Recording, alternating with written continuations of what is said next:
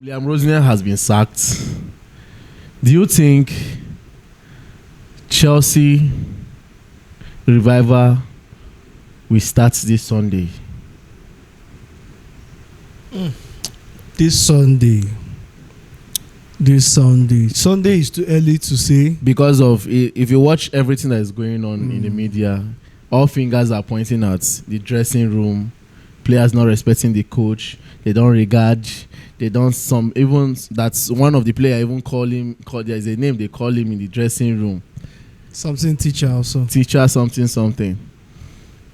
I don't know. Well, if all this is true, if what the players they did to Rosenio is true, it shows that they are not even serious as players. Okay. And it might not likely change on Sunday. Okay. Because at the end of the day, just like I said, I've said this thing before. Even when the coach is not doing well, you're not vibing with the coach. Even if you don't want to play for the coach or you don't want to listen generally to his instructions, why not play for yourself? If you were that good, if you can't play to the coach's instructions, you on your own, you can get results by yourself. There are people that you put into games, even if they don't follow coach instruction, they can win games by themselves single-handedly. We have such players like that. Why am I saying this? This is to tell you that Chelsea have a player problem, not just coach problem, not just owner's problem. They also have a player's problem. I can guarantee you 100% that even if we sign the best coach and just sign the best coach and carry the same set of players to the following season, we'll still have poor run of form. Even if we don't suffer the way we are suffering now, we will not be able to compete because our minds 247 is to compete for titles. So the boys, I don't think they did right by not listening to Liam Rosen. Do you think if they would have given him that respect, making the dressing room comfortable for him a little bit? I think that would have been the first step to making sure you do well. Because even if in any organization you find yourself, if you are coming in for the first time and people are making you feel very welcome, people are making it easy for you to adapt, they'll bring out the best in you. Bring out the best in you. But when they make the frustrating things for you in that corner, don't you think the dismissal of Maresca played a major role of doing that to them? That is where your professionalism comes in. Nobody is happy that Maresca left, I know. But you don't channel your frustration to the new coach. It's not the new coach that sacked Maresca or made Maresca leave. It is the owners. So the best thing is just for you to... I've always said this thing. Why don't you consider yourself, I'm fighting for my career, for my value to be up there. I want to play in the Champions League. So let us leave aside whatever that has happened. Let us get this thing done first. If we get the Champions League qualification done, we cannot talk about coach and other things. But the players were so childish, in my opinion. If all these things are true, they did not act as professionals, and they transferred the frustration to Liam Rosenio, which was the scapegoat for me, because I'll have to call it that. He was a scapegoating. That's why you see now, just like we are talking about new coaches coming to take over this job, a lot of coaches will be skeptical about coming to the Chelsea job. I don't want to be disgraced. I don't want my reputation to go down. You have to give autonomy to the coach.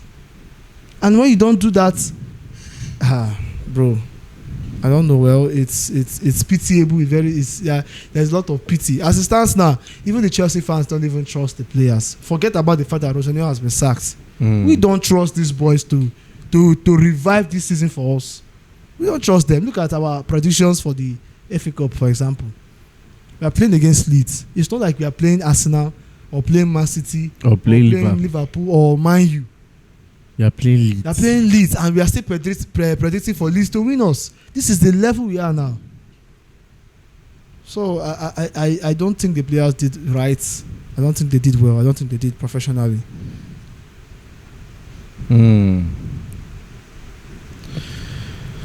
Okay. Do you think Chelsea will get that kind of coach that they are looking for based on the recommendation? Top, somebody that can control the dressing room, and also Premier League experience. Premier League experience is one thing, and European experience is another thing. Now I know that the biggest name that is being put out there is what's this guy's Iraola of Bournemouth, and from what I know, he has coached teams like Rayo Vallecano, and then he came into Bournemouth, the Premier League, and he's a good coach for a fact. I know he's a good coach, and it has been said that he's a very serious-minded person, a very serious-minded coach. However, I don't know of the European experience. Because if you are looking at Premier League experience too, we should look at the European side too. So, what's the question again? Sorry, let me learn.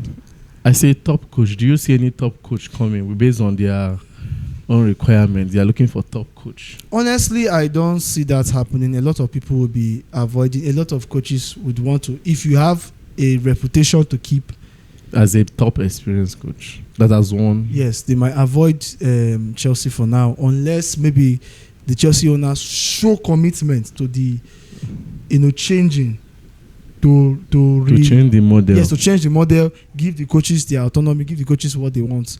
Unless I don't see any big coach coming to be disgraced at Chelsea. At least most people, they've said, okay, if for example, let me use the profile of Jose Mourinho. Jose Mourinho has traveled around the world. He has coached different big teams. He has won things. So I don't think he'll be in a hurry to just come and accept the Chelsea job again, because I don't want to stain the legacy I've kept for myself. Already one club, Tottenham, wanted to stain his legacy. He left. So I don't think he will want to do that. So at the end of the day, if the owners cannot change the model or the way they do things, I don't think any big coach will want to come to Chelsea. And talking about coaches, we have heard names. You have talked about Iraola. We have heard names like Cesc Fabregas, Xabi Alonso, Marco Silva, and Felipe Luis. You said Cesc Fabregas. That is one name that interests me a lot. Why is everybody so much interested in Cesc Fabregas? Because he has not won a trophy as a manager, and he's still trying to get his balance as Como to make sure he takes Como to one of these European competitions, either the Champions League or the Europa. What makes him really special? What do you think he will do differently that others are not doing? I think the mentality, number one, and I think I've watched so many videos of Fabregas even before he became a coach, of how he will love his team to play, and for him to go to Como and express that, and you see the results Como are having, it shows that this guy has a very, very long he's going to be successful in the future. Spanish coaches often have that history of being successful. Okay, Spanish coaches they do very well. Well, however, there is a but there. The same experience. Is the but that people want to know. That but now is that you've not coached a big team before, and are we going to say it's too early for Fabregas to leave a team like Como and fly into Chelsea? You understand? That's the but, so that we don't experience the same thing again. Is it too soon?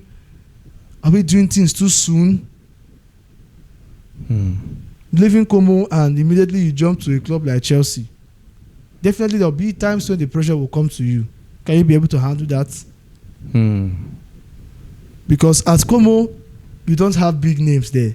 You can be able to control the dressing room to a standpoint. You can also be able to control the fans. I tell you, and again, right now he has no say in the club because of taking the club, let's say, from a Division 1 side to the Italian Serie A. It's not funny. Something they have not experienced for a very long time. And when I read about Como, they went through different phases, hurdles of life before they get to this point. And Fabregas doing that, taking them from that point to this point. Definitely, he controls not only the players, but the fans. Now, when he comes to Chelsea, come on now, you look at the cabinets. Look at the Chelsea cabinets. And the players too. The players, will they be able to respect you again? Of course, you have to also consider that. Will the players be able to? But even this player respect of a thing, I don't know. Should we be bothered about players trying to respect? You're supposed to respect your coach is your coach. If a player does not respect a coach, who are we supposed to be punishing for that? Is it the coach or the player? For example, even if you have Messi or Cristiano Ronaldo in your team, and a former player like Steven Gerrard is coaching them, by all means possible, okay, you are in this club signed you, you're under contract with them, you have to give them. Normally they will give you respect because you're a big player normally, but you have to give the respect to your coach, respect your coach's decisions, and also contribute as a leader to make sure that what your coach is bringing into the team is well understood and well respected. All right. So you feel Fabregas? I just gave a but, and that is the but there. Does he have enough authority and experience also? Jumping from a club from Como to Chelsea, I think it's a very, very big shot. It's another type of risk, just like the Maresca risk, and now of course the Rosen risk too. All right, with what I've been hearing so far since yesterday about Enzo Fernandez, we heard that Man City are showing interest and Chelsea are ready to let him go too. They are ready to sell him this summer.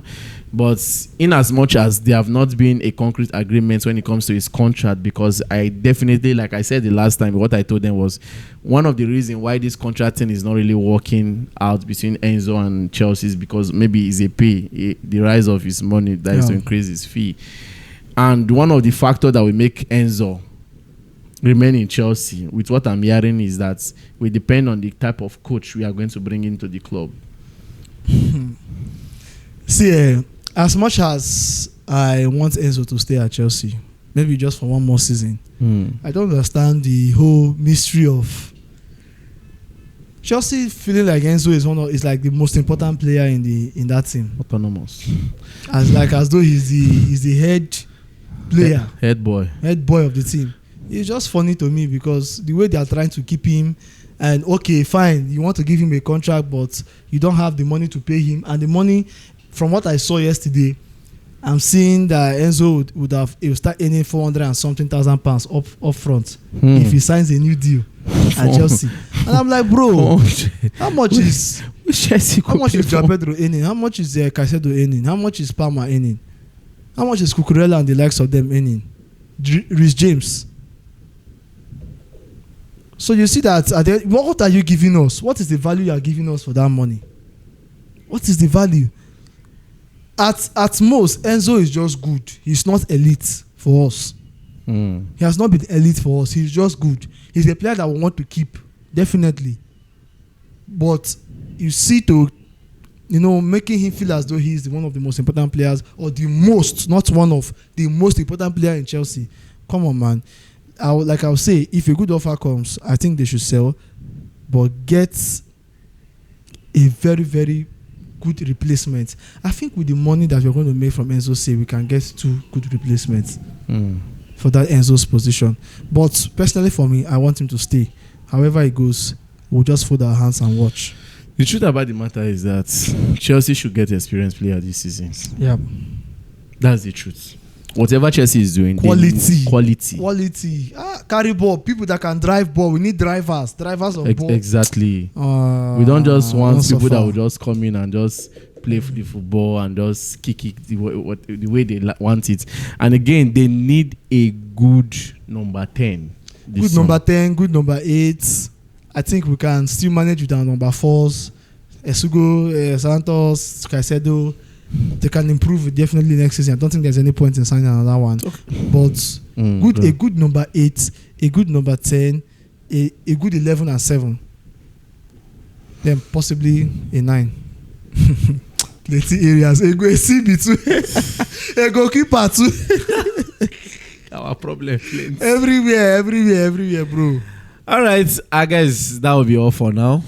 Do it to like, share, and subscribe. I remain your Bube Peters. And my name is Big Dave. Drop your comments.